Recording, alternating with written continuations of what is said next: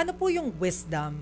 Bakit natin ginawa na yung ating study ay tandem? Kasi 'di ba usually, ito nga pinag-uusapan namin ni na Jovie at saka ni Chiki kanina. Usually kapag bumoboto kasi tayo, 'di ba? Hindi naman tayo masyadong conscious kung magkasama sa isang party, yung president and vice president or kung magkahiwalay sila.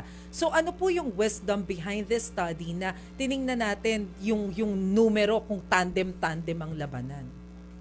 Okay. So, siguro kalaruin ko lang, before we release this, day before yesterday, meron na po kaming one-on-one between Lenny Robredo and VP Sara Duterte. Sa one-on-one, lamang ho si VP Sara ng 9 percentage points.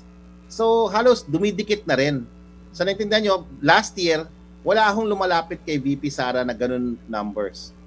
Lahat ho nasa, yun nga, 20, yung iba nga 30, 40 points ang lamang ni VP Sara. Ngayon ho, dikit na sila, whether it's on the one-on-one, VP Sara, Mayor Lenny, and the difference is only 9 percentage points, or the tandem po, where lamang ng konti, no?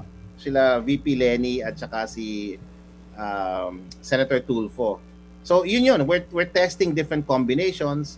Ang ibig lang sabihin natin, wala nang narrative na, alam mo yun, invincible, inevitable. Wala nang narrative na isang grupo lang ang likely mananalo. Right now, the country is moving in different directions. On Luzon and the NCR completely moving in a different direction.